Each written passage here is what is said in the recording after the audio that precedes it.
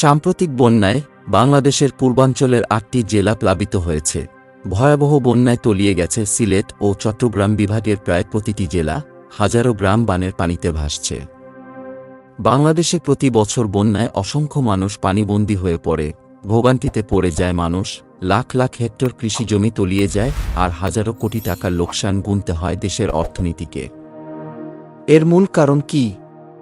কেন প্রতি বছর বাংলাদেশের বিভিন্ন জায়গায় এরূপ ভয়াবহ বন্যা হয়? সেই বিষয়ে জানার চেষ্টা করব আজকের ভিডিওতে। আপনি যদি আমাদের চ্যানেলে নতুন হয়ে থাকেন তবে অনুরোধ করব চ্যানেলটি সাবস্ক্রাইব করে পাশে থাকা বেল আইকনটি প্রেস করে দিন, যাতে আমাদের নতুন ভিডিও আপলোড হওয়ার সাথে সাথেই আপনার নিকট নোটিফিকেশন চলে আসে।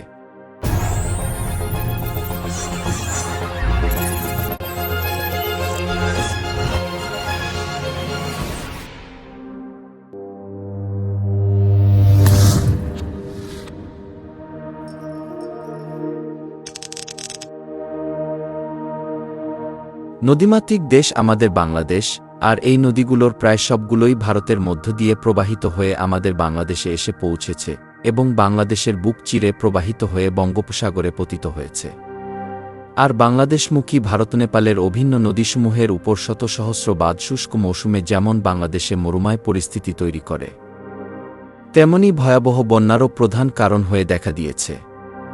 বিশেষত ভারত তার নিজেদের নগদ লাভের আশায় নদীর প্রাকৃতিক প্রবাহ ধ্বংস করে দুই দেশের জন্য দীর্ঘস্থায়ী সংকটের সৃষ্টি করেছে। বিশেষজ্ঞরা বলেন, প্রাকৃতিক নিয়মে নদীর বাড়তি পানি প্রবাহ স্বাভাবিকভাবে সমুদ্রে গিয়ে পড়ত। মধ্যপথে অসংখ্য নদীনালা, খালবিল ও জলাশয় এসব পানির বিপুল অংশ ধারণ করে সারা বছরের চাহিদা পূরণ করত। কিন্তু ভারত ও নেপালে বহু সংখ্যক নদীকেন্দ্রিক প্রকল্প করে বড় বড় রিজার্ভে পানি আটকে রাখার ব্যবস্থা করা হয়। এই পানি সবসময় এসব রিজার্ভকে টইটম্বুর করে রাখে। এর সঙ্গে বর্ষা মৌসুমের বিপুল পরিমাণ পানি যুক্ত হয়ে উপচে পড়ে এবং তা দিগদিগন্তে ছড়িয়ে পড়ে। এরই পরিণতিতে বাংলাদেশে বন্যা সৃষ্টি করছে বলে বিশেষজ্ঞরা মনে করেন। এদিকে সাম্প্রতিক বন্যায় পানির বিপুল চাপ সামাল দিতে না পেরে ভারত ইতোমধ্যে এসব বাঁধের গেটগুলো খুলে দিয়েছে। ফলে আটকে থাকা বাড়তি পানি প্রবল বেগে বাংলাদেশের দিকে ধেয়ে আসছে, যা ভরাট হওয়া নদী, খালসহ এখানকার দুর্বল পানি অবকাঠামোর উপর চাপ সৃষ্টি করছে। এই কারণে বিভিন্ন স্থানে বাঁধ, বেড়িবাঁধগুলো ভেঙে গিয়ে জনপদ ও ফসলি জমি গ্রাস করছে। এই সঙ্গে লাখ লাখ মানুষ উদ্বাস্তু হয়ে পড়েছে। অন্যদিকে ভারতের শুকনো মৌসুমে পানি আটকে রাখার ফলে বাংলাদেশের নদীগুলো ভরাট হয়ে গেছে। অসংখ্য ছোট নদী প্রকৃতি থেকেই হারিয়ে গেছে। খালবিলগুলোর পানি ধরে রাখার মতো অবস্থাও আর নেই। এর ফলে এই মৌসুমের বাড়তি পানি ব্যাপক বন্যার সৃষ্টি করছে বলে বিশেষজ্ঞরা মনে করেন। অস্বাভাবিক বৃষ্টি ও বরফগলা পানির বিপুল ধারা যুক্ত হয়ে বাংলাদেশের দিকে ধেয়ে আসছে। কিন্তু এখানকার জলাশয়গুলো ভারত নেপালের প্রকল্পের প্রতিক্রিয়ায় ধারণ ক্ষমতা হারিয়ে ফেলেছে। কোনো কোনো ক্ষেত্রে এই ধারণ ক্ষমতা ২৫ ভাগে নেমে গেছে। পদ্মা নদীরই তলদেশ গত কয়েক বছরে ১৮ ফুটের মতো ভরাট হয়ে গেছে। অসংখ্য চর গজিয়ে উঠেছে। এসব চরে এখন প্রায় সারা বছর বিভিন্ন ফসলের আবাদ হয়। বাংলাদেশের জনগণের জন্য ভয়ঙ্কর সংবাদ হল, এই অভিন্ন নদীসমূহের প্রায় প্রতিটিতে এবং এর উপনদীগুলোতেও ভারত অসংখ্য প্রকল্প নির্মাণ করেছে এবং আরও প্রকল্পের জন্য মহাপরিকল্পনা প্রণয়ন করে তা বাস্তবায়ন করে চলেছে। এর মধ্যে যেমন আছে বৃহদাকার ব্যারেজ, ড্যাম, সেচ ক্যানেল, আছে বিদ্যুৎ প্রকল্প। এসব প্রকল্পের মাধ্যমে যেমন অভিন্ন নদীসমূহের পানি উজানে একতরফাভাবে আটকে রাখা হচ্ছে, তেমনি পানির স্বাভাবিক প্রবাহকে বাধাগ্রস্ত করা হচ্ছে। এর অনিবার্য প্রতিক্রিয়ায় বাংলাদেশের নদী তথা পানি সম্পদের মালিকানা ও অধিকার থেকে এদেশের জনগণ বঞ্চিত হচ্ছে, যা আন্তর্জাতিক আইনের বরখেলাপ এবং মানবাধিকারেরও চরম লঙ্ঘন। বিস্তীর্ণ ভারত জুড়ে জালের মতো ছড়িয়ে থাকা নদীগুলোর বিপুল জলরাশিকে ব্যবহার করে নিজেদের সমৃদ্ধির সোপান গড়ে তুলতে চায় তারা। ভারত ইতোমধ্যে দৃশ্যমান নদ নদীগুলোর উপর ৩,৬০০টি বাঁধ দিয়েছে। আরও ১,০০০ বাঁধের নির্মাণ কাজ চলছে পুরোদমে। গত ৫০ বছরে ভারতে বন্যা খরায় ক্ষয়ক্ষতির পরিমাণ কত, এ ব্যাপারে পরিসংখ্যান নেই।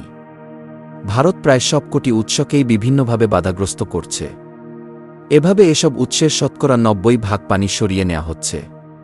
গঙ্গার অন্যতম উপনদী গোমতী, রামগঙ্গা, কর্ণালী, ঘাগড়া, ধৌলিগঙ্গা প্রভৃতিতে বাঁধ নির্মাণ করা হয়েছে। এর মাধ্যমে বিদ্যুৎ উৎপাদন, সেচ ও বন্যা নিয়ন্ত্রণ করা হচ্ছে। কিন্তু এর ফলে বাধাগ্রস্ত হচ্ছে মূল গঙ্গার প্রবাহ। ব্রহ্মপুত্র নদ থেকে বাংলাদেশ ৬৭% প্রবাহ পেয়ে থাকে। বাংলাদেশে ব্রহ্মপুত্র যমুনার উপনদী ও শাখা প্রশাখার মধ্যে রয়েছে তিস্তা, ধরলা, করতোয়া, আত্রাই, হুরাসাগর, সুবর্ণশিরি, পুরাতন ব্রহ্মপুত্র, ধলেশ্বরী, দুধকুমার, ধরিয়া, ঘাইঘাট, কংস, সুতলা প্রভৃতি। এসব নদীর অববাহিকা হল বাংলাদেশের সবচেয়ে বিস্তৃত অববাহিকা। তথ্যে প্রকাশ, গঙ্গার পর ভারত ব্রহ্মপুত্রের পানি আটকানোর পরিকল্পনা গ্রহণ করেছে। এর ফলে তিস্তা, তোরসা, রায়ঢাক, জলঢাকা, মহানন্দা প্রভৃতি সরাসরি ক্ষতিগ্রস্ত হচ্ছে। এসব নদীই বাংলাদেশের উত্তর পশ্চিম অঞ্চলে প্রবাহিত নদীগুলোর পানির প্রধান উৎস। অন্যদিকে মেঘনা নদী মূলত সুরমা, কুশিয়ারা সহ বিভিন্ন পাহাড়ি নদী এবং এর স্রোতের সঙ্গে মিলিত অন্যান্য জলধারার প্রভাবে স্ফীত থাকে। এই নদী বিভিন্ন স্থানে পদ্মা ও যমুনার প্রবাহ পেয়ে থাকে। গঙ্গা ব্রহ্মপুত্র বরাক বেসিনে ভারতের বহুসংখ্যক বৃহৎ ক্ষুদ্র অবকাঠামো নির্মাণের পরিণতিতে মেঘনারও প্রবাহ স্বাভাবিকভাবেই সংকীর্ণ হয়ে পড়ছে। বাংলাদেশে একটি বড় বন্যার আশঙ্কা ইতোমধ্যে প্রকাশ পেয়েছে। জানা গেছে, এবার উজানের ব্রহ্মপুত্র, গঙ্গা ও তিস্তা অববাহিকায় পানির উচ্চতা ৭৫ থেকে ১০০ বছরের মধ্যে সবচেয়ে বেশি বেড়েছে। ১৯ আগস্ট ওই পানি বাংলাদেশের নদ নদীগুলো দিয়ে প্রবেশ করেছে। এর ফলে সাম্প্রতিক সময়ের মধ্যে সবচেয়ে বড় বন্যা হচ্ছে বলে জানিয়েছে দুটি আন্তর্জাতিক সংস্থা। তাদের মতে, এই বন্যা বাংলাদেশের সাম্প্রতিক বছরগুলোর মধ্যে সবচেয়ে ভয়াবহ ১৯৮৮ সালের বন্যাকেও ছাপিয়ে যাবে। এই বিষয়ে নদী গবেষক ও অনুসন্ধানী লেখক হেরিটেজ রাজশাহীর সভাপতি মাহবুব সিদ্দিকী বলেন, এটা খুবই স্বাভাবিক যে উজানে পানির প্রবাহ আটকে রাখলে ভাটিতে নদীর তলদেশ ভরাট হয়ে যায়। বাংলাদেশের পরিস্থিতি তার ব্যতিক্রম নয়। সমুদ্রগামী নদীর মুখ উঁচু হয়ে যাওয়ায় বর্ষা মৌসুমের বাড়তি পানি উজানের দিকে জনপদে ছড়িয়ে পড়ে। সাম্প্রতিক বন্যার প্রধান কারণ আমাদের নদী, নালা ও খাল বিলগুলোর পানি ধরে রাখার সামর্থ্য খুবই সীমিত হয়ে পড়েছে। সেই কারণেও অস্বাভাবিক বন্যা হচ্ছে। নদী বিষয়ক গ্রন্থলেখক মাহবুব সিদ্দিকী উজানের দেশের প্রতি কেবল নিজেদের স্বার্থে শুষ্ক মৌসুমে পানি আটকে রাখার নীতি পরিহার করার আহ্বান জানান। আর এই ব্যাপারে দুই দেশের উচ্চ পর্যায়ের বৈঠক ও সদিচ্ছাই পারে কোনো কার্যকরী সমাধানে আসতে। আপনি যদি অজানাকে জানো চ্যানেলে নতুন হয়ে থাকেন, তবে আমাদের অন্যান্য ভিডিওগুলো দেখতে থাকুন। ভিডিওগুলো আমাদের ফেসবুক পেজ, ইনস্টাগ্রাম ও টুইটারেও দেখতে পারবেন। এর লিঙ্ক ভিডিওর ডিসক্রিপশনে দেওয়া আছে, ভিজিট করে আসতে পারেন। বিগত স্বৈরাচারী সরকারের আয়নাঘর সম্পর্কে জানতে আমাদের এই ভিডিওটি দেখুন। আবারও দেখা হবে নতুন কোনো ভিডিও নিয়ে। আমাদের পরবর্তী ভিডিও আপলোড হওয়ার সাথে সাথে দেখতে চাইলে সাবস্ক্রাইব করে এর পাশের বেল আইকনটিতে ক্লিক করে রাখুন এবং সম্পূর্ণ ভিডিওটি দেখার জন্য অসংখ্য ধন্যবাদ।